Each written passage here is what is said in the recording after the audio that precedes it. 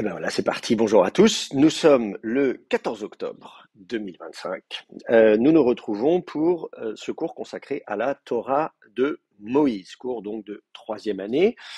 Nous avons commencé par discuter de ce que c'est, ce qu'on entend par le terme Torah, évidemment. Pourquoi on parle de Torah, quel est le sens de la Torah, en quoi ça évolue, comment on part de cette idée d'enseignement, d'instruction, bien sûr divine, mais en particulier qui va prendre une forme écrite. À un moment donné, on va insister sur la mise par écrit de cette Torah ou de ces Torot, effectivement, parce qu'on se rend compte qu'il y a plusieurs Torahs. On avait l'expression sept Torahs, sous-entendu, il y en a d'autres, mais c'est celle-ci qui nous intéresse. Avec des questions en suspens, évidemment, sur l'étendue de la Torah, puisqu'il y a plusieurs Torah ou Torot au pluriel, pourquoi celle-ci plutôt qu'une autre, et comment savoir laquelle est la bonne, etc. Donc voilà, il y a un certain nombre de questions qui restent en suspens par rapport à ça, mais nous avons également évoqué un autre terme couramment utilisé, notamment par les chrétiens, le terme de Pentateuque, en disant effectivement dans nos Bibles, certainement si vous regardez le sommaire de votre Bible, en général, il n'y a pas marqué Torah, il y a marqué Pentateuque. Et donc on va se poser la question de savoir est-ce que la Torah et le Pentateuque c'est la même chose, effectivement. Dans le langage courant, oui.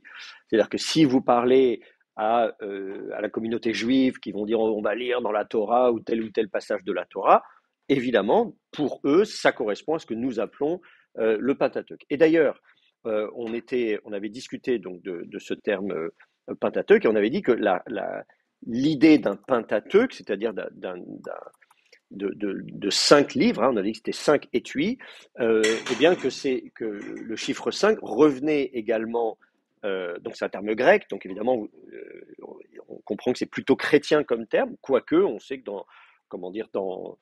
il y a aussi toute une littérature judéo-hellénistique, donc on peut tout à fait imaginer que le terme ait été utilisé par Philon d'Alexandrie ou Flavius Joseph, etc., des auteurs juifs hellénistiques.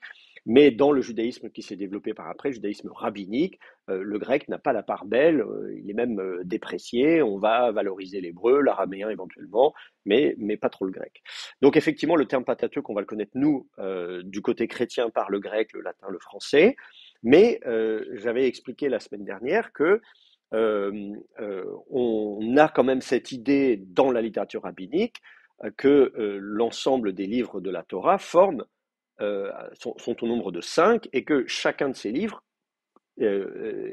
correspond à un cinquième de la Torah. Et donc on retrouve avec, et notamment l'expression Chamisha Chumshe Torah, je vais vous l'écrire en hébreu, je ne me souviens pas si je l'avais écrit la dernière fois, il faut que je retrouve comment, zut, changer mon... Alors est-ce que j'écris en hébreu ou pas là? Si, voilà. Donc Chamisha Chumshe Torah, je vais vous le vocaliser. Je vais vérifier qu'on voit bien. Attendez.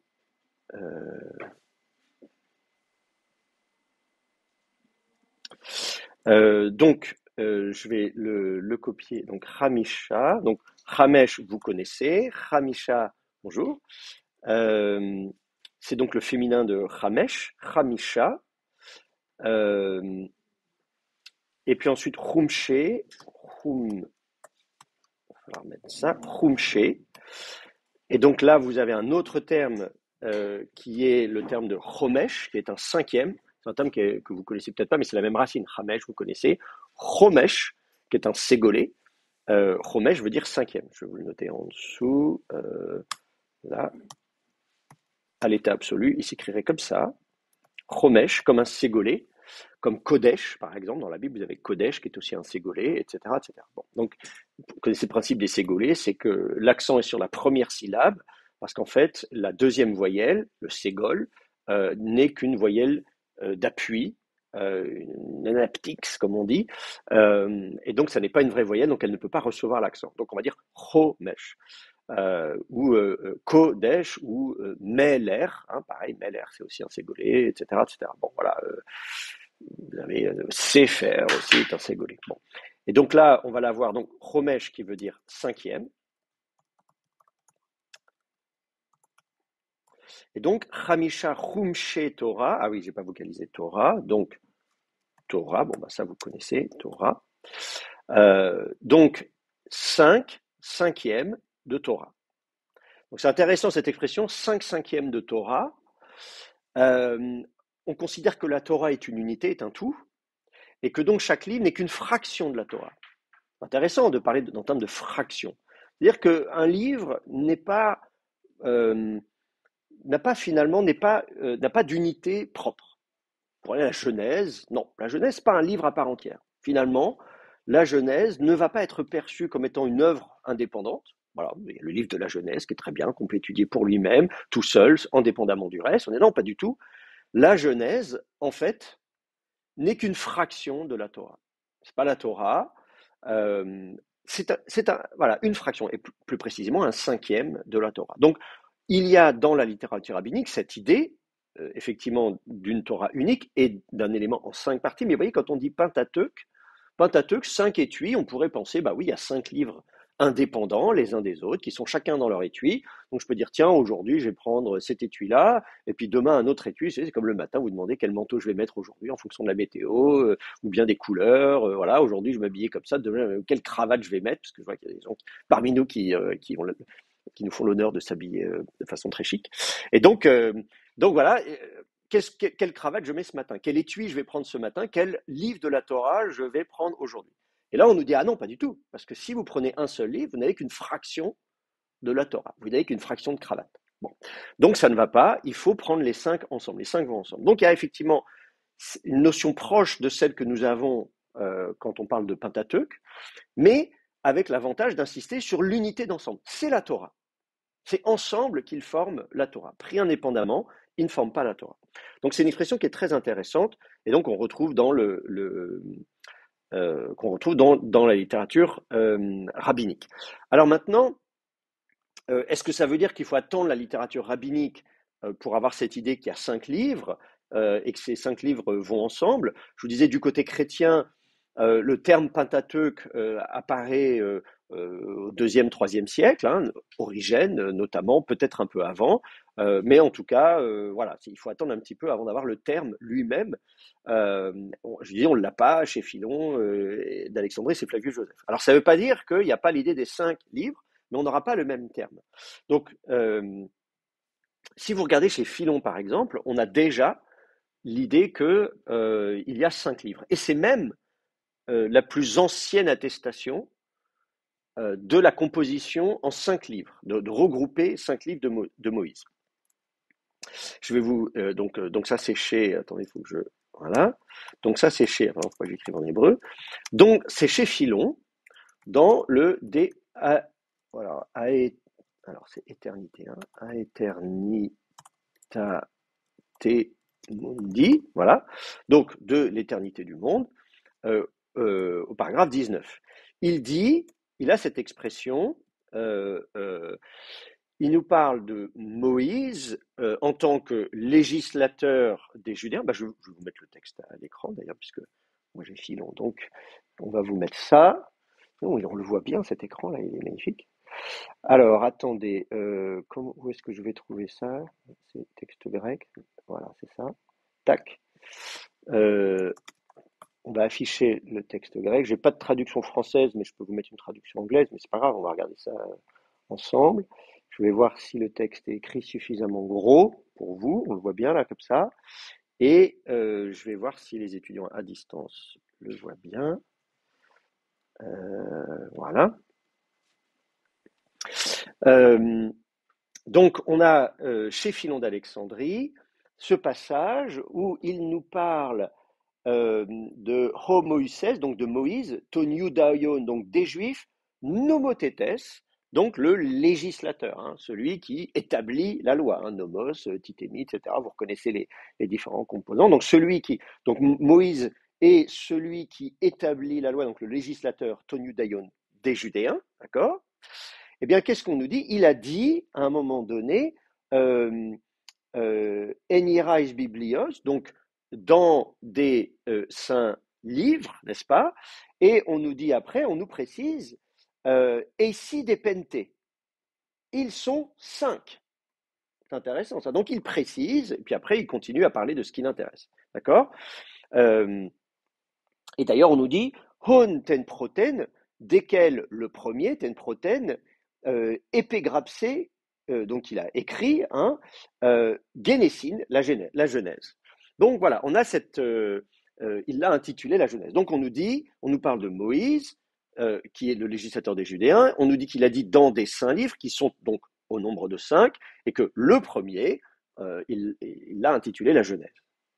Donc ça, c'est très intéressant, ce petit passage, et ça n'est pas ce qui intéresse Philon, hein. Vous comprenez, Philon, il a plein de choses à nous raconter, mais à un moment donné, il précise à son interlocuteur, parce qu'il suppose que son interlocuteur ne connaît peut-être pas très bien la littérature juive, hein. Il dit, bon, vous connaissez peut-être pas, donc Moïse ne sait peut-être pas qui c'est, donc je vous précise que c'est le législateur des Judéens, et que par ailleurs, il a écrit des choses. D'ailleurs, il a écrit 5 livres, et que le premier, c'est la Genèse. Eh bien, figurez-vous que dans ce petit passage, qui, comme je vous dis, n'est pas l'objet, Philon ne va pas discuter pourquoi 5 et pas 4 ou 6, et qui est Moïse, enfin, il ne s'attarde pas là-dessus, il va développer son raisonnement et ce dont il veut nous entretenir, mais par la même occasion, il glisse au passage des informations sur le fait qu'il y a 5 livres de la Torah, nomos en grec, et que la paternité est attribuée à Moïse. Donc ça, c'est très intéressant, puisque donc c'est la première fois où l'on a la mention de cette composition de la Torah de Moïse en 5 livres. Et donc, Philon d'Alexandrie, contemporain de Jésus, donc on est au 1er siècle, n'est-ce pas, de notre ère. Alors, il y a un autre passage où il en parle également, c'est dans le De Abrahamo, au premier paragraphe. Je vais vous montrer, mettre aussi la référence. Donc, toujours chez Philon, le De Abrahamo, en 1. Voilà, je vous mets la référence ici et je vais vous afficher ça tout de suite. Tac, alors, Abrahamo. 1. Alors, donc c'est un traité qui concerne Abraham. On a cours, je ne peux pas répondre à votre question, on est en classe, mais si vous voulez accéder, allez-y, mais merci de ne pas perturber le cours, merci. Alors, donc, les livres, on nous parle ici, ton hieron nomon en pente biblios, voilà, anagraphenton. Donc, on a ici cette expression, donc, en nous parlant donc des saintes lois, n'est-ce pas, ton hieron nomon, n'est-ce pas, les saintes lois. Alors, il y en a beaucoup des lois, effectivement. Donc, nomos, c'est la Torah. Donc, il y a des Torotes, hein, d'une certaine manière. Elles sont saintes, évidemment. La question, c'est combien y en a-t-il et surtout comment est-ce qu'elles sont organisées. Eh bien, on nous le dit, en pente biblois. D'accord? Elles sont en 5 livres. Précisément. Et donc, elles ont été écrites, évidemment, on insiste sur le fait qu'elles ont été, vous voyez, anagraphenton, donc elles ont été inscrites voilà, gravées, hein, d'une certaine manière. Vous voyez, c'est très important que ces lois ne soient pas simplement orales, mais écrites. Et plus précisément, elles sont multiples, mais elles ont été regroupées en 5 livres. Donc on a ici encore la précision qu'il y a 5 livres. Alors ici, on ne nous précise pas dans ce passage que c'est Moïse qui en a la paternité. Donc voilà, il y a un petit peu moins de détails que dans l'autre citation, mais enfin, vous voyez, ça revient en tout cas à 2 reprises chez Philon d'Alexandrie.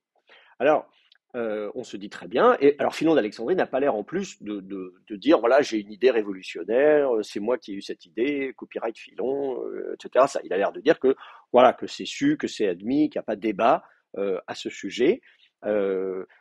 Il y en avait peut-être à vrai dire, d'autant qu'effectivement, on est bien en peine de trouver une mention plus ancienne. Alors, assez souvent, quand on pense au Pentateuque, et notamment au Pentateuque grec, on pense à un autre ouvrage que celui de Philon d'Alexandrie. Mais je ne sais pas si vous en avez déjà entendu parler, la lettre d'Aristée. Ça vous dit quelque chose, la lettre d'Aristée? Oui. Voilà, c'est l'histoire de la création de la Septante. Effectivement, c'est un récit qu'on nous présente comme étant le récit, alors je vais dire mythique, mais oui, enfin voilà, on dit voilà comment on est arrivé à avoir la version grecque de la Bible des Juifs, donc qu'on appelle couramment la Septante. Alors en fait, c'est les Septantes, hein. Septante, ça veut dire 70, hein, pour ceux qui sont suisses ou belges, vous le savez.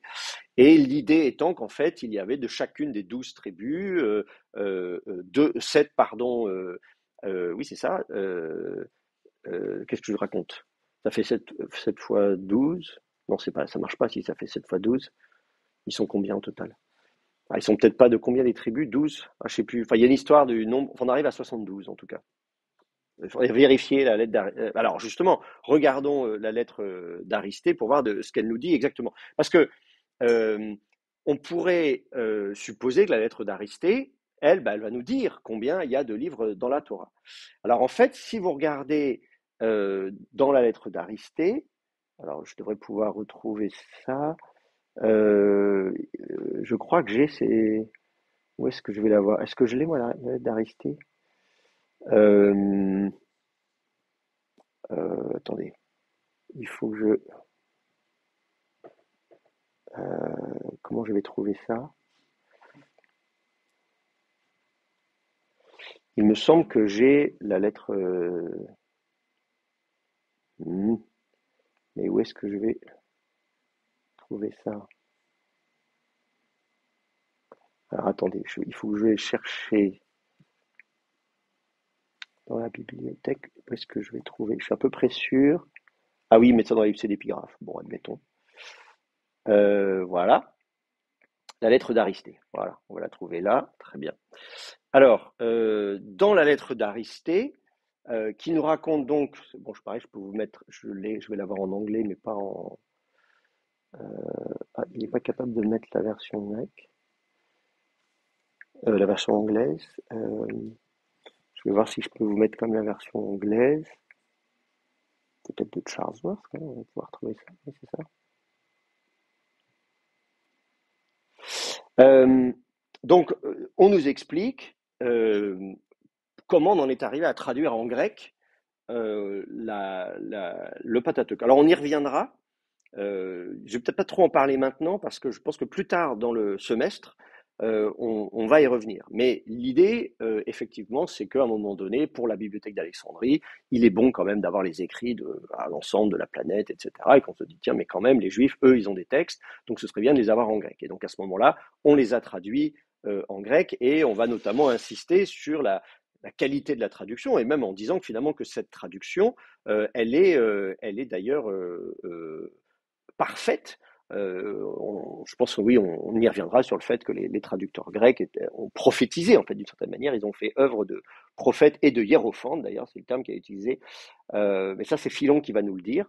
En tout cas, Philon, lui, va revenir là-dessus sur cette histoire de la traduction en grec pour défendre notamment la traduction grecque. Donc, dans la lettre d'Aristée, bon, on y reviendra plus tard. Mais dans la lettre d'Aristée, donc, il est question, on va nous parler évidemment de la traduction en grec de la Torah, et notamment au paragraphe 30, puisque on va nous parler effectivement de tout nomu ton iudaion, Biblia. Donc, on va nous parler donc des livres, des Biblia, hein, donc tout nomu de la loi ton iudaion des Juifs. Hein, donc, vous avez l'expression les livres de la loi des Juifs. Alors, nomu ici est au singulier, donc il n'y a qu'une seule loi, il n'y a qu'une seule Torah, alors qu'on avait vu tout à l'heure que dans ce que disait dans le De Abrahamo, donc Philon d'Alexandrie parlait de Tonieronomon, hein, donc les saintes lois, donc il y en avait plusieurs. Là, il n'y en a qu'une seule de loi, donc c'est la Torah, on a cette idée de Torah au singulier, mais il est question de Biblia au pluriel. Il y a des livres. Il y a des livres de la loi des Judéens. Bon, simplement, on ne nous dit pas combien il y en a. Donc là, on ne nous dit pas qu'il y en a 5.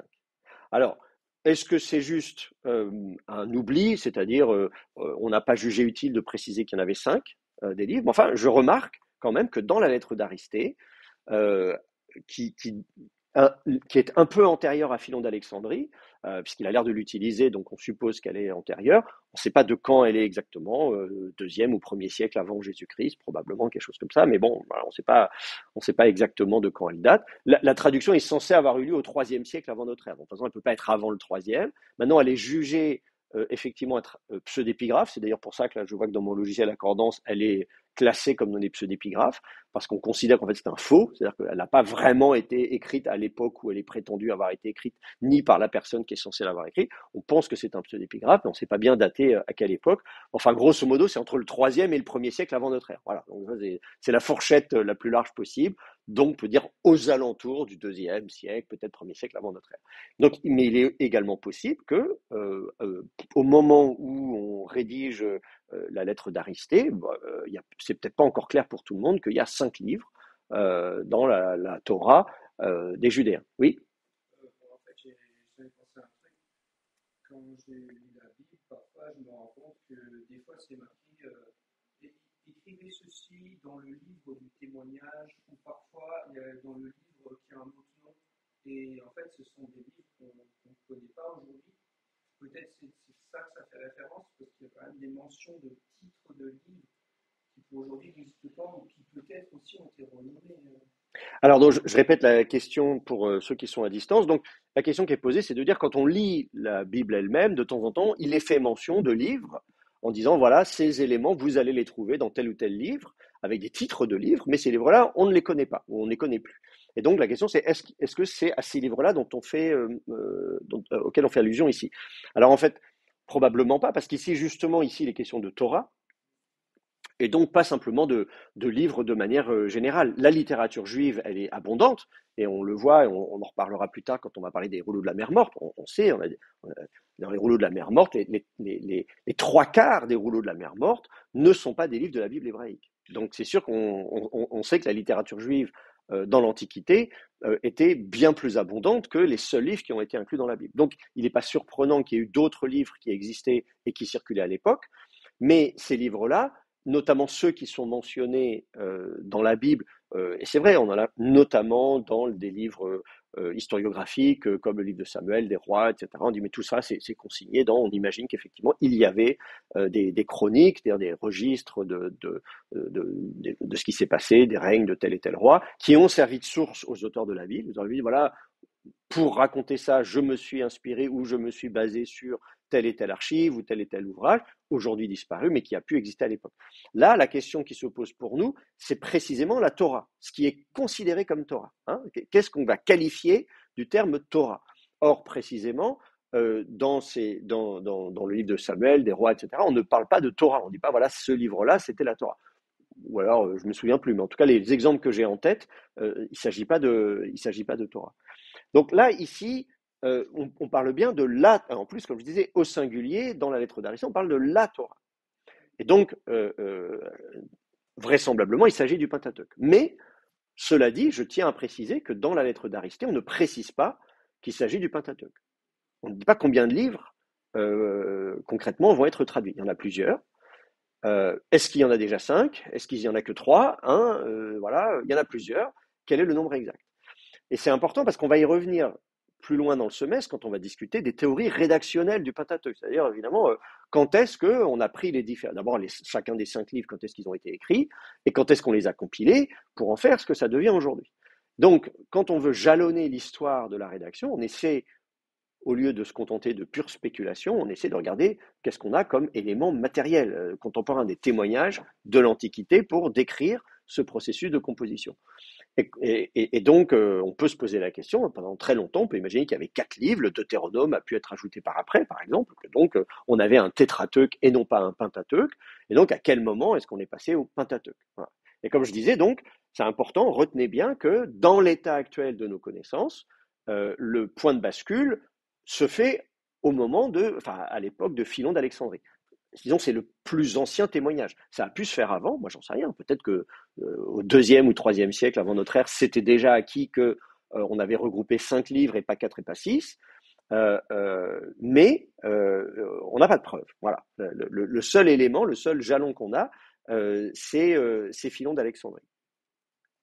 Le chiffre 5 semble être stable après Philon, puisque si je prends le témoignage qui vient après dans la littérature juive, c'est Flavius Joseph. Flavius Joseph, dans le Contrapion, je vais l'écrire, écrire la référence, Flavius Joseph,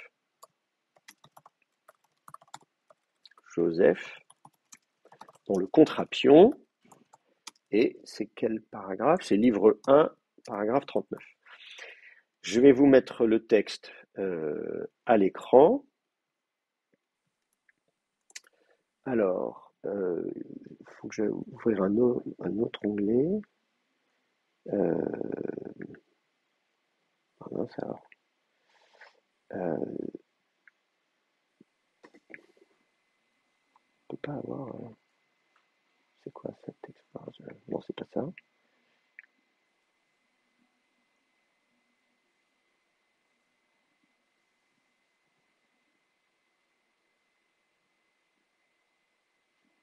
Je peux pas avoir tous les textes. Ça, c'est quand même bizarre. Bon, alors attendez, je vais réafficher mon. Je sais pas pourquoi il me fait ce coup-là, mais c'est pas grave. Je vais afficher donc Flavius Joseph ici. Et je vais vous le mettre aussi en anglais. Alors c'est pareil. Alors attendez, il faut que je le mette.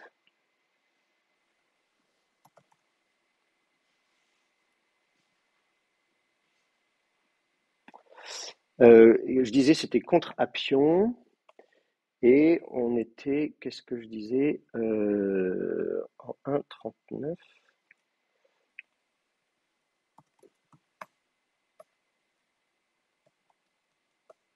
Mince, 1,39. Ah oui, il ne numérote pas de la même manière, c'est ça? Alors, il faut que j'aille plus loin. Bougez pas.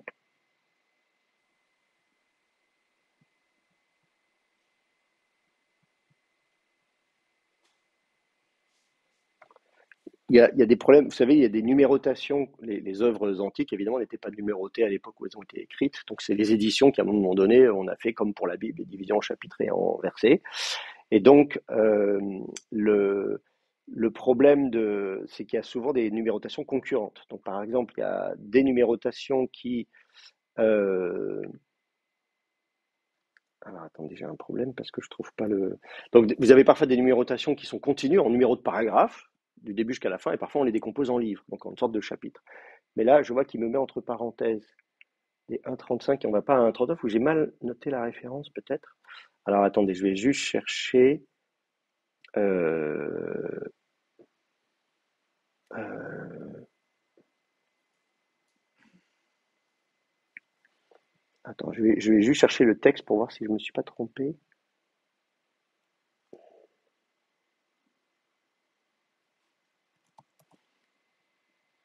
Alors, faut que je mette en grec. C'est pénible.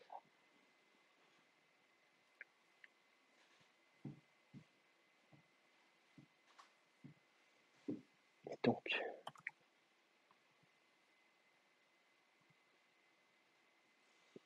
juste chercher que je trouve. Et ça, c'est les antiquités, c'est pas ça qui m'intéresse. Il faut que je cherche dans Contrapion. Ça, c'est la guerre. Ah, Contrapion. Bah si, 1,39. Bah alors, ma référence, elle est bonne. Pourquoi Bon, alors, je sais pas pourquoi. euh,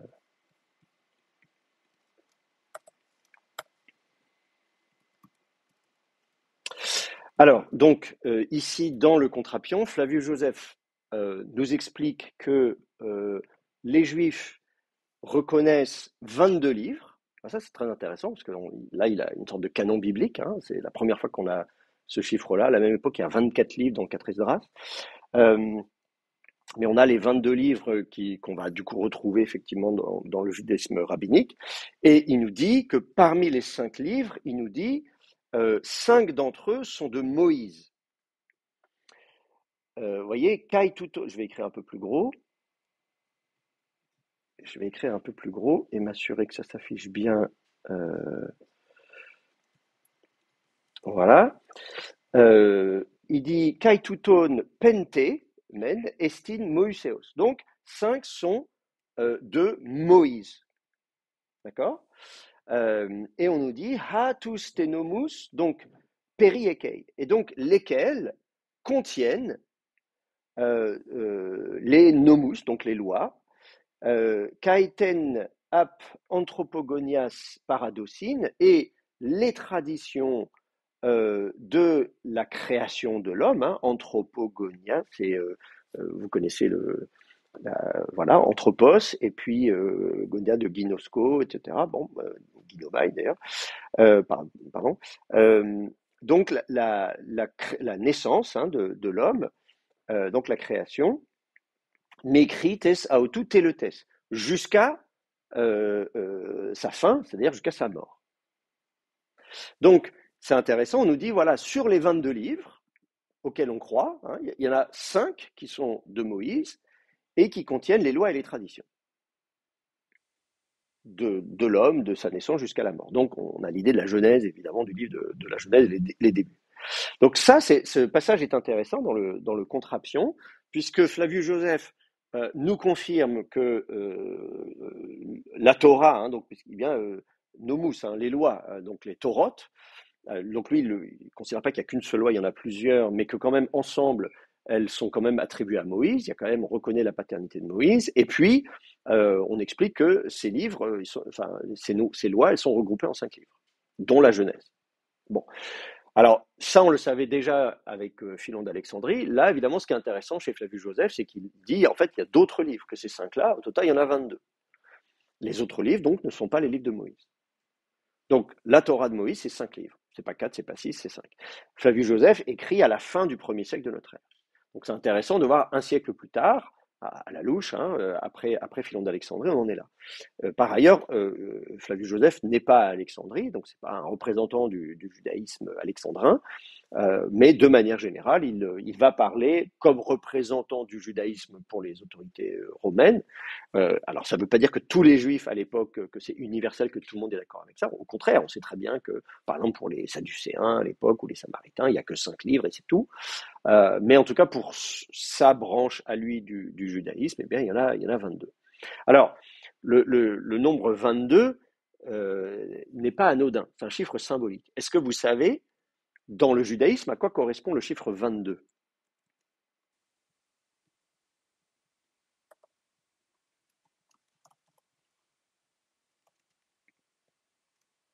Non, personne?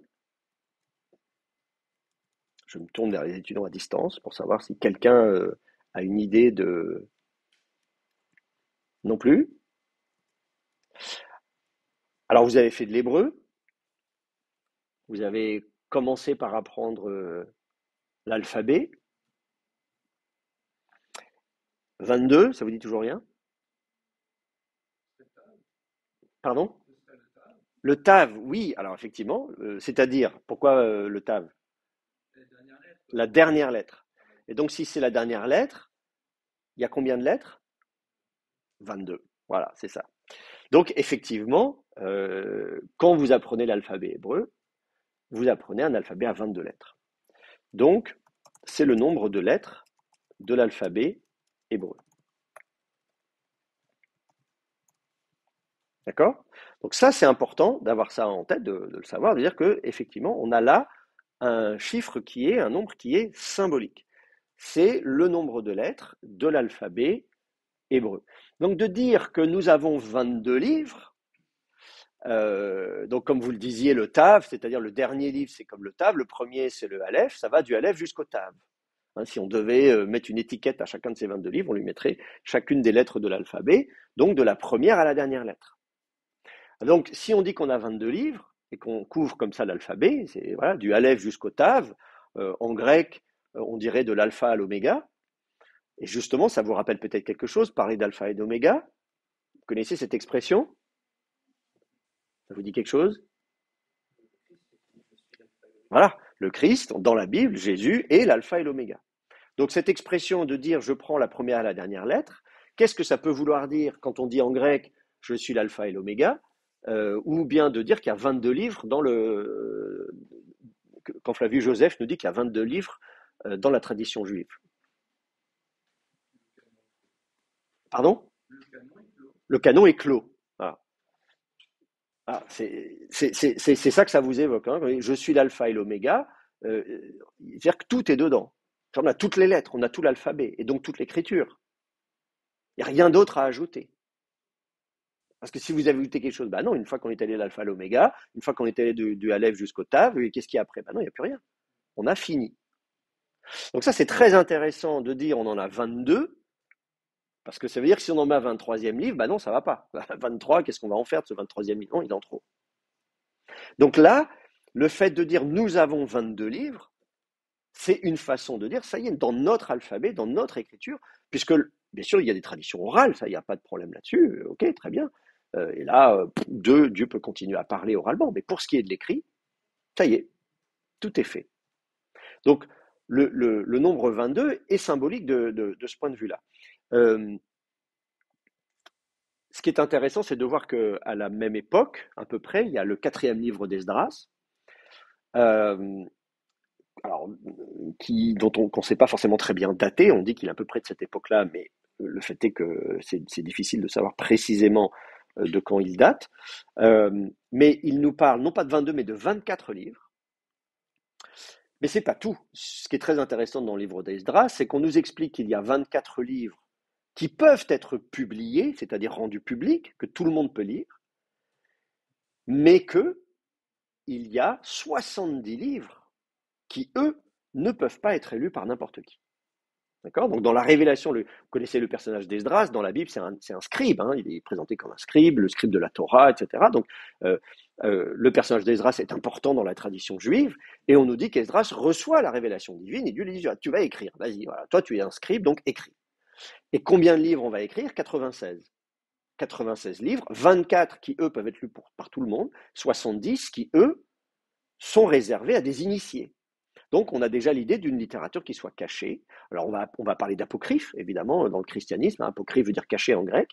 Donc, on va parler de la littérature apocryphe. Donc, on voit déjà l'opposition entre des textes qui sont canoniques d'une part et des textes apocryphes de l'autre. Donc là, ça vous renvoie à vos cours de première année. Enfin, j'espère que vous avez étudié ça en première année. Euh, Sauf que ce qui est très intéressant dans le livre d'Esdras, c'est que les livres apocryphes s'ils sont cachés, ça n'est pas parce qu'ils sont mauvais. Donc, ce n'est pas le terme apocryphe qu'on va retrouver chez Athanase d'Alexandrie, par exemple, au IVe siècle, où il va dire ah, Bergk, le livre d'Enoch, oh là là, il faut le cacher, il ne faut pas le lire, il ne faut pas dire ah, Bergk, c'est pas bien. Parce que apocryphe caché, dans le sens il faut le cacher, il ne faut pas que les gens y accèdent parce que c'est mauvais. Voilà, donc, on va cacher parce que c'est mauvais. Alors que dans le quatrième livre d'Esdras, pas du tout. Ces livres sont cachés parce qu'en fait, il faut être initié pour pouvoir les comprendre. Donc, ils ne sont pas à remettre entre toutes les mains. Pour pouvoir y accéder, il faut déjà faire partie d'un petit cercle de ceux qui sont habilités d'une certaine manière à recevoir ces révélations supplémentaires. Donc, on a une vision très positive de la littérature apocryphe dans le quatrième livre d'Esdras. Et pour cause, puisque le quatrième livre d'Esdras lui-même est apocryphe. Donc, sinon, ce serait scier la branche sur laquelle il est assis. Mais donc je note que dans 4 Esdras, il était question de 24 livres. Alors 24, on peut dire c'est 2 fois 12, on peut trouver une symbolique, 12, le nombre de tribus d'Israël, tout ça, moi je veux bien. Euh, le nombre de lunaisons dans une année, donc tout ça c'est des chiffres symboliques aussi. Mais ce qui est intéressant, c'est que Flavius Joseph, lui, ne va pas dire 24. Alors on peut supposer qu'à l'époque, il y avait des débats justement sur 22 livres, 24 livres, etc. Flavius Joseph, lui, il est de l'opinion qu'il y en a 22. Voilà.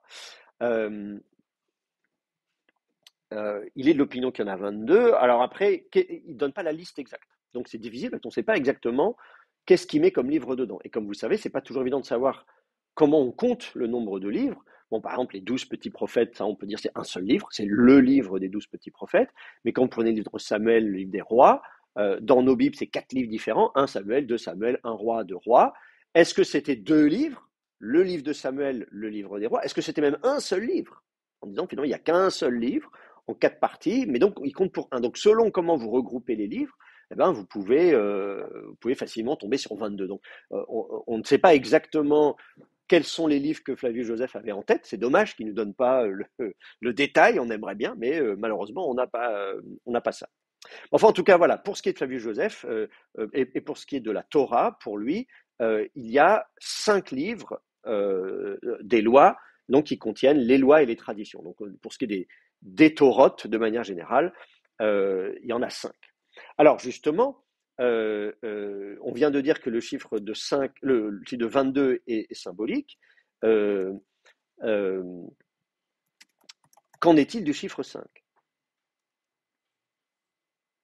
Est-ce que ce chiffre serait lui aussi symbolique? Et si oui, symbole de quoi? Qu'est-ce que ça évoque pour vous, le chiffre 5? C'est plus facile que 22. 22, c'était le nombre de lettres de l'alphabet hébreu, mais 5. Personne? Non, 5, ça n'évoque rien pour vous. Ah, j'entends quelqu'un à distance. 5, c'est le nombre de livres dans le Pentateuque. Oui, absolument. Ça, c'est effectivement ce que nous dit Flavius Joseph, et Philon d'Alexandrie avant lui d'ailleurs. Mais la question que je pose, c'est est-ce que ce chiffre pourrait être symbolique d'autre chose et que c'est pour ça qu'on voudrait avoir 5 livres dans le Pentateuque? Pourquoi la Torah devrait en avoir 5 plutôt que 4 ou 6? Est-ce que le chiffre 5 a une symbolique qu'on pourrait retrouver ailleurs? Pas que dans la tradition juive d'ailleurs. C'est plus facile que 22. Donc si vous avez trouvé 22, vous devriez pouvoir trouver 5. Dans la vie, les êtres humains, de manière générale, sont confrontés à un chiffre 5. Vous avez des enfants? Ceux qui ont des enfants, réfléchissez. Quand, quand vous apprenez à compter, je vois quelqu'un en face de moi qui est en train de compter sur ses doigts. C'est le nombre de doigts dans une main, voilà, c'est ça. Attends, 5, qu'est-ce que ça fait? Je vois les gens en train de compter. Ben voilà. C'est-à-dire qu'en fait, quand on commence à apprendre à compter, c'est aussi bête que ça. Donc voilà, vous vous souvenez peut-être pas de quand vous avez appris à compter étant enfant, mais si vous êtes parent, ou le jour où vous serez parent, vous verrez, quand on apprend à compter, eh bien la première étape, quand on apprend à compter à un enfant, c'est d'arriver à compter le nombre de doigts d'une main, puis après on passe à 2 doigts, ça fait 10, d'où le système décimal en français. Hein. Pourquoi est-ce qu'on a un système en base 10? C'est-à-dire une fois à 10, on remet un 0 et on met un 1 dans la colonne d'à côté, et puis on va jusqu'à 10 et on remet un 0 et on va dans la colonne d'à côté. Donc c'est comme ça qu'on écrit les nombres. Le système décimal, c'est parce qu'on a les 2 mains comptent 10 doigts. Voilà. Et donc on a 5 doigts par main. Donc effectivement, 5, c'est le nombre de doigts de la main. Donc ça, c'est assez universel, hein, puisque c'est la caractéristique de l'espèce humaine. 5 doigts dans la main. Et donc, effectivement, d'une certaine manière, tout comme 22 pourrait être la totalité des Écritures, hein, 22 c'est le nombre, ça y est, on est allé jusqu'au bout, hein, le Aleph et le Tav, eh bien 5, c'est peut-être le contraire, c'est le début. De dire, bah voilà, quand on apprend à compter, on commence à compter, la première étape, c'est de compter jusqu'à 5.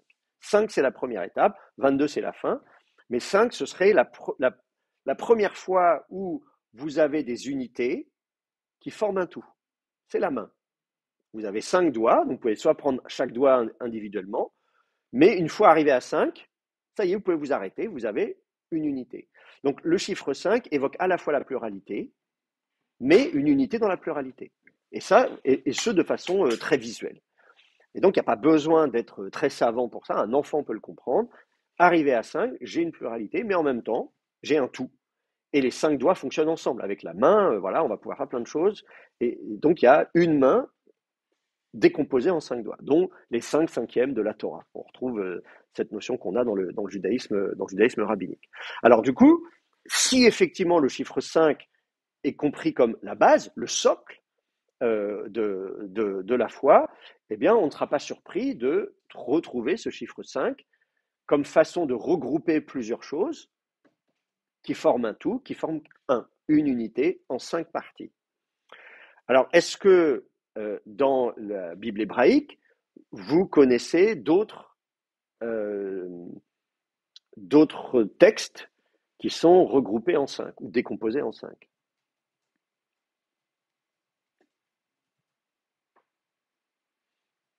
Non? Personne? Alors, si vous regardez le livre des psaumes, eh bien, le livre des psaumes est décomposé en 5 parties. Donc, exemple, les psaumes. Le livre des psaumes est décomposé en 5 parties. Vous verrez ça dans n'importe quelle intro à l'Ancien Testament. Je vous les mets comme ça vite fait, que vous les ayez à l'écran. Les psaumes 1 à 41, puis 42 à 72, puis 73 à 89, puis 90 à 106, puis 107 à 150. Voilà. Donc là, vous avez les 150 psaumes qui sont eux-mêmes répartis en 5 livres, 5 livrets. Hein, on peut parler de livrets si vous voulez, pour parler des psaumes. Donc il y a 5 livrets des psaumes. Toujours dans la Bible hébraïque, il y a un certain nombre de petits livres. Je vous disais tout à l'heure, les 12 petits prophètes sont regroupés en un seul livre. Il y a d'autres petits livres qui sont regroupés en une seule unité et qui, dans nos Bibles, sont présentés comme des livres distincts, mais qui, dans la tradition juive du Tanakh, sont regroupés ensemble. Est-ce que vous savez desquels je parle? Normalement, vous avez vu ça aussi en première année. Non, toujours pas. Petit indice, chacun de ces livres est lu à l'occasion d'une des fêtes annuelles du judaïsme. Et là, on va lire Kohelet, à cette époque-là de l'année. C'est Simchat Torah, etc. Et après, un machin. Bon. Non? Rien? Kohelet fait partie d'un ensemble de 5 livres? Non, ça vous dit rien. C'est les Megillot. Vous connaissez pas les Megillot? Ben, ça va. Donc, exemple 2, les Megillot. Les Megillot, donc vous avez un ensemble de 5 livres dans la Bible hébraïque. En tout cas, la tradition juive les a regroupés ensemble. Alors moi, je ne sais pas vous dire à quelle époque ces 5 livres ont été regroupés ensemble, mais aujourd'hui, ils font partie d'un tout dans la tradition juive. Et ils sont 5. Donc, Megillah, ça veut dire rouleau en hébreu. Hein. Les 5 Megillot, c'est les 5 rouleaux. Alors vous me dites, tous les livres, c'est des rouleaux. Bah oui, je sais bien. Mais bon, ceux-là, en l'occurrence, on les a appelés comme ça, les Megillot. Je vais vous donner un troisième exemple. Cette fois-ci, dans le Nouveau Testament, le chiffre 5 va revenir dans le Nouveau Testament, dans un des livres du Nouveau Testament. Oui? Je connais qu'une seule occurrence, mais après, je ne sais pas si c'est vraiment recevable comme exemple. C'est dans la bête de l'Apocalypse, il y en a 5 qui sont tombés. Je ne suis pas sûr que ça soit vraiment. Ah, l'Apocalypse, les bêtes de... Non, alors je ne parle pas de ça, je parle vraiment de la structure de livre, et même du premier livre du Nouveau Testament. Donc le premier du Nouveau Testament, c'est Matthieu, voilà. Donc je commence à avoir peur, je me dis là, ça y est, je les ai perdus quand même. Bon. Dans l'évangile de Matthieu, vous connaissez la structure de l'évangile de Matthieu? Non, non plus, vous n'avez pas fait de... Ouais. Bon, c'est un peu inquiétant. Vous prenez l'évangile selon Matthieu. En fait, l'évangile selon Matthieu, qui raconte donc la vie de Jésus, le fait en alternant des discours et des actes. Hein. Il se passe des trucs, il y a des... Non, voilà. Bon. Le premier discours de Jésus, discours inaugural, on dirait son discours de politique générale, hein, parce que ça doit arriver là cet après-midi, mais pendant que je parle, voilà. Eh bien, le discours de politique générale de Jésus, c'est ce qu'on appelle le sermon sur la montagne, c'est les chapitres 5, 6, 7. D'accord? Et donc, il y a un premier discours de Jésus, et puis après, il y en a un deuxième, et un troisième, un quatrième et un cinquième. Et donc, il y a un cycle de 5 alternances entre discours de Jésus, puis ensuite, il y a des récits de miracles, de guérisons, de trucs, et après, on revient. Donc ça, c'est la structure de l'évangile selon Matthieu. Ça n'est pas un hasard, parce que l'évangile selon Matthieu s'adresse évidemment à des juifs. C'est l'évangile selon Matthieu qui prend soin d'expliquer que Jésus accomplit toutes les prophéties bibliques, hein, ainsi s'accomplit l'écriture, etc., etc. Donc Matthieu insiste bien sur le fait que Jésus va revivre toutes les étapes du peuple d'Israël, bien sûr la naissance miraculeuse, comme pour Moïse. À l'époque de Moïse, on avait tué tous les nouveau-nés, à l'époque de Jésus aussi, etc., etc. Bref, donc Jésus va passer 40 jours dans le désert, le peuple d'Israël a passé 40 ans dans le désert, Jésus est baptisé, les Hébreux aussi ont traversé la mer Rouge, qui est donc une sorte de baptême, etc. Enfin voilà, donc Jésus va revivre toutes les étapes du peuple d'Israël. Donc là, on s'adresse à des gens, à des juifs. Bon. Et donc, évidemment, pour présenter l'ensemble de la vie de Jésus et ses enseignements, on le fait en 5 parties. Donc, je dirais l'enseignement de Jésus, l'enseignement en hébreu, ça se dit Torah. Donc la Torah de Jésus, elle est en 5 parties, tout comme la Torah de Moïse est en 5 livres. Donc ça n'est pas une coïncidence. Bon ben voilà, je suis content de vous apprendre quelque chose, y compris sur du Nouveau Testament. Normalement, j'ai pas le droit. Hein. Normalement, je fais de l'Ancien Testament, donc normalement. Hein? C'est comme une nouvelle alliance je vous entends dire ça, bah, c'est pas, c'est comme une nouvelle alliance. L'expression nouvelle alliance apparaît précisément dans l'Évangile.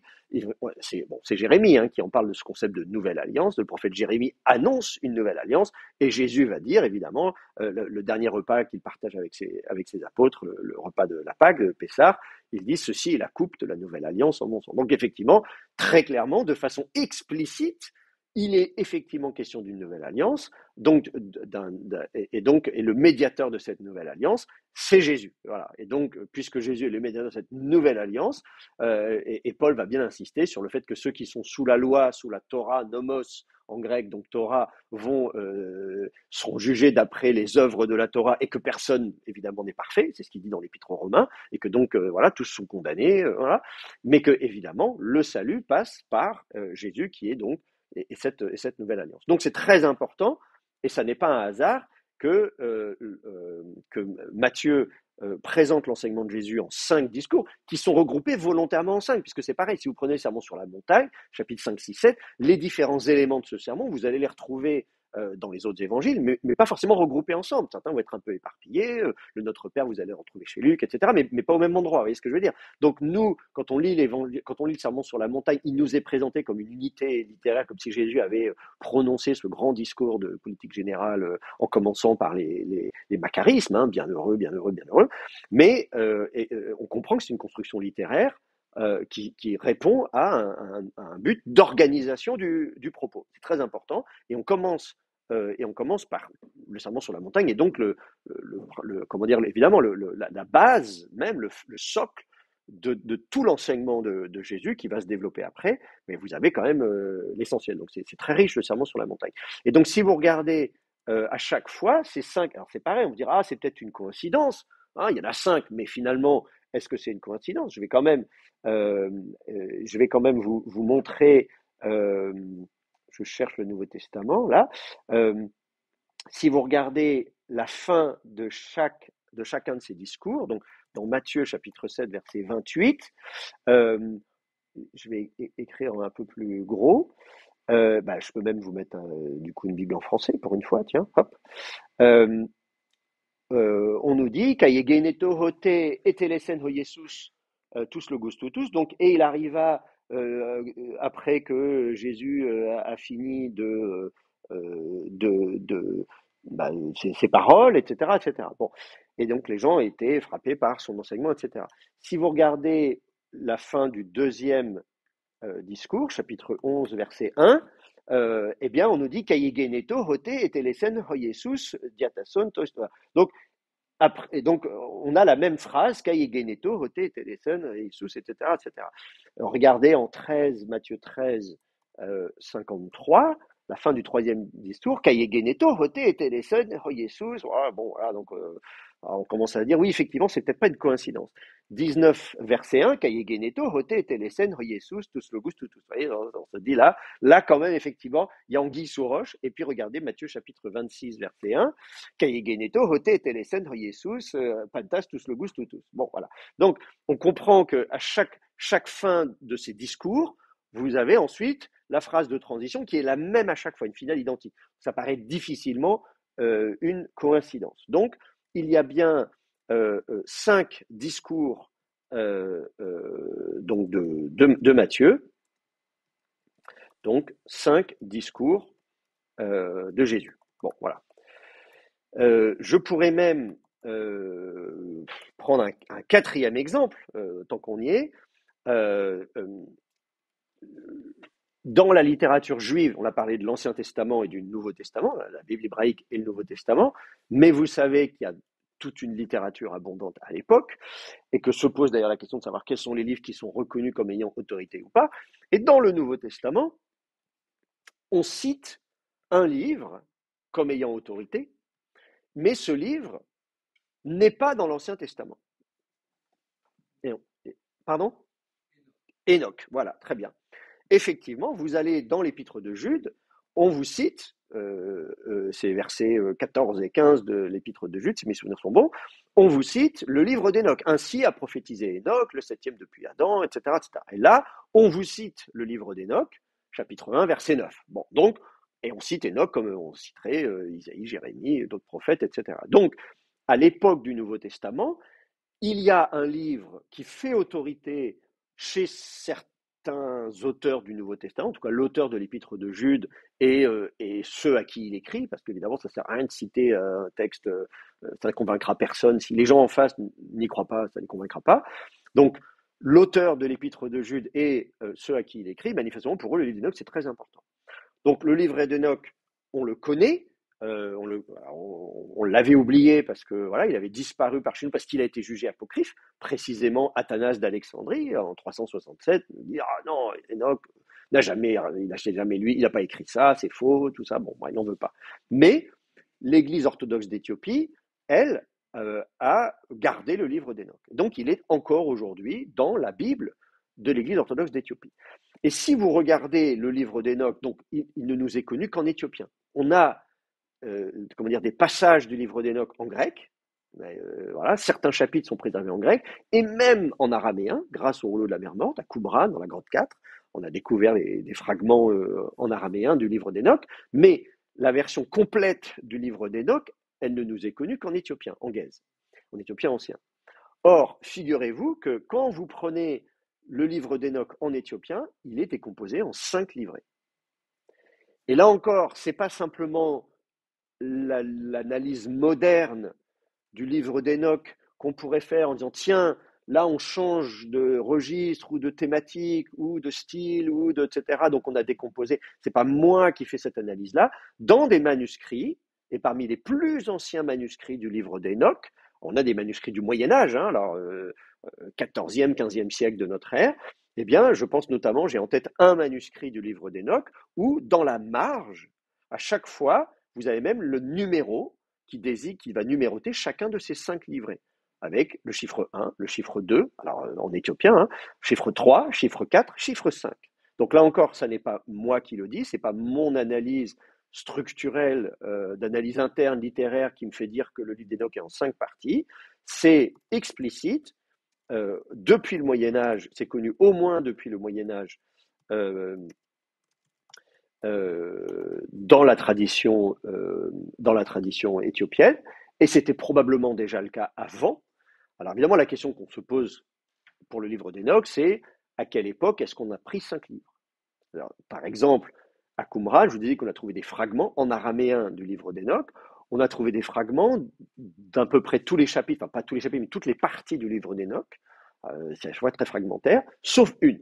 Un de ces 5 livrets n'est pas attesté à Qumran.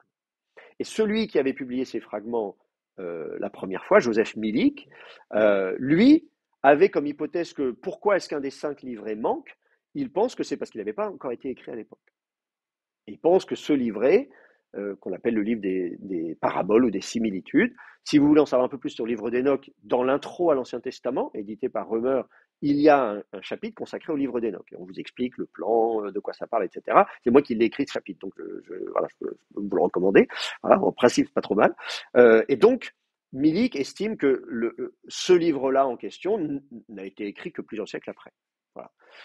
Alors, est-ce que ça veut dire que pour Milik, il n'y avait pas de Pentateuque d'Enoch? Non, parce que Milik considère qu'il y avait un autre livre à l'époque, on appelle le livre des géants, qui lui est attesté à Qumran et dont certains fragments ont été écrits par le même scribe, hein, on reconnaît la même écriture, peut-être même sur le même rouleau, et donc il considère qu'il y avait déjà un Pentateuque d'Enoch, un Pentateuque énochique, mais que simplement ce n'étaient pas les mêmes 5 livres. Mais en tout cas, voilà, mais en tout cas, il peut y avoir débat sur à quelle époque est-ce qu'on a dit que le livre d'Enoch, en fait, c'est composé de 5 livres qu'on a regroupés ensemble. Mais vous voyez en tout cas le même phénomène, là encore, le chiffre 5. Le chiffre 5 n'est pas un hasard, c'est les 5 doigts de la main, donc on veut présenter une pluralité de textes ou de livres qui forment un tout. Voilà. Et donc on va le faire pour les psaumes, pour Enoch, pour Jésus et pour Moïse. Donc effectivement, à un moment donné, très clairement, on se dit non, les livres de Moïse, il ne peut pas y en avoir 3, il ne peut pas y en avoir 8, il en faut 5. D'accord? Est-ce qu'il y a des questions par rapport à ça? Oui? Les livres poétiques, les 5 Mégillotes, est-ce que c'est des livres poétiques? Alors, les 5 Mégillotes font partie de la 3e partie du Tanar, hein, Tanar, Torah, Nevim, Ktuvim. donc les écrits, hein, Ktuvim, c'est des écrits, donc c'est un terme, une catégorie fourre-tout évidemment. On appelle ça souvent en français les hagiographes, donc les écrits saints. Mais c'est pareil, tous les écrits de la Bible sont saints, donc pas juste la troisième partie. Donc vous pouvez l'appeler comme vous voulez, Ktuvim ou hagiographe, ou dans tous les cas, c'est une catégorie fourre-tout, de toute évidence. Soit dit en passant, je vais faire un cours sur cette troisième partie au semestre prochain, mais c'est pour les LS4, donc ça ne vous concerne pas. Mais justement, c'est peut-être une carence dans le programme, donc j'ai décidé qu'il fallait qu'on en parle un peu plus, parce que sinon, j'ai peur qu'on n'en parle pas beaucoup dans votre cursus. Bon, bref. Donc, dans cette catégorie fourre-tout, on va avoir des textes poétiques, effectivement, que nous, on va qualifier au niveau du genre littéraire comme étant poétiques, mais les Megillot, ça ne correspond pas au texte poétique, puisque dans le texte poétique, on va mettre les proverbes, on va mettre le livre de Job, etc., qui, eux, sont des textes poétiques qui ne sont pas dedans. A contrario, dans les Megillot, vous allez trouver Esther, le livre d'Esther, qui est un texte narratif, par exemple. Et donc, en tant que texte narratif, il ne va pas figurer parmi des textes poétiques, et pourtant il est dans les Megillot. Donc, c'est pas la même chose que les textes poétiques. Voilà. Non, simplement, c'est 5 petits livres qu'on a regroupés, et je vous dis, je ne sais pas à quelle époque, peut-être pas déjà au tournant de notre ère, hein, donc vous voyez, à l'époque, là on parle de Philon, de Flavius Joseph, du Nouveau Testament, etc. C'est pas dit du tout qu'à cette époque-là, ces 5 livres-là étaient regroupés. Et en plus, on sait que ça n'a pas été forcément de façon universelle, parce que typiquement la tradition chrétienne, vous voyez, les lamentations de Jérémie, on les a collées avec le livre de Jérémie. Alors que nous, chez les chrétiens, alors que dans la tradition juive, les lamentations font partie des Megillot, euh, alors même que le livre de Jérémie fait partie des Névi'im. Donc ils ne sont même pas dans la même partie de la Bible. Donc là, ça montre bien, comme je vous dis, le fait que cette troisième partie du Tanakh est un peu une catégorie fourre-tout, parce qu'on va trouver des choses dedans qui auraient très bien été avec les autres. Hein. Dans la troisième partie, on va trouver Daniel, alors que Daniel aurait très bien été avec Ézéchiel, par exemple, et Jérémie, c'est de la même époque. C'est des prophètes qui sont censés avoir vécu à la même époque. Daniel a des visions, Ézéchiel a des visions, etc., etc. Donc il y a des genres littéraires assez proches. De la même manière, le livre des Chroniques, qui est en fait une réécriture de Samuel Roi. Samuel Roi, c'est dans les Névi'im. La réécriture, les chroniques, se retrouvent dans les Ktuvim. Donc la catégorie des Ktuvim, de façon assez évidente, correspond à des livres qui auraient tout à fait pu être dans la deuxième partie, mais pourquoi on les y a pas mis? Probablement parce qu'il était trop tard pour les y ajouter. Donc probablement qu'ils ont été inclus à une époque où on considérait qu'on s'arrêtait déjà. Non, ça y est, on a fini. Donc on va les mettre à part. Et donc comme ils sont retrouvés à part, on a quand même fait une organisation interne, et notamment avec ces Megillot. Et comme je vous dis, la caractéristique des 5 Megillot, c'est qu'ils sont lus dans leur intégralité à une occasion de l'année. Je parlais d'Esther. Esther est lue à la fête de Pourim. Pardon. À Pourim, on va lire l'intégralité du livre d'Esther. Alors évidemment, c'est plus facile à lire que Qoheleth. Là, je disais, on va lire le livre de Qoheleth. Bon, c'est pas le même genre littéraire du tout. Et Pourim, le livre d'Esther, c'est très bien, les enfants, et à chaque fois qu'on dit, qu'on parle du méchant dans l'histoire, Aman, etc., on tourne la crécelle, on crie, Berk, etc. Enfin, c'est très amusant de lire le livre d'Esther. Bon, voilà. Mais là, je ne fais pas un cours sur les Megillot aujourd'hui, mais simplement, je vous fais remarquer que les Megillot, cette petite. En fait, ils sont regroupés, ils sont au nombre de 5 également. Voilà. D'autres questions? Oui. Le livre de Daniel, il est casé où chez les Juifs? Parce que moi, j'ai essayé de le trouver sur un site juif très connu, ça s'appelle Torah Box, mais Donc la question qui est posée, c'est où est le livre de Daniel dans la Bible hébraïque? Il est dans la troisième partie, dans les Ktuvim. Dans le Tana, il y a Torah, Nevim, Ktuvim, et le livre de Daniel est aussi donc dans cette troisième partie, et non pas dans la deuxième partie. Bon, voilà. Enfin ça, là, on est un peu hors sujet, on va dire. Est-ce que c'est bon pour vous sur cette question du chiffre 5 et de l'organisation en 5 parties de la Torah? Voilà, pas de questions, à distance non plus. Très bien. Alors, je vous propose de faire une petite pause et on va se retrouver juste après pour la suite de notre cours. Voilà, à tout de suite.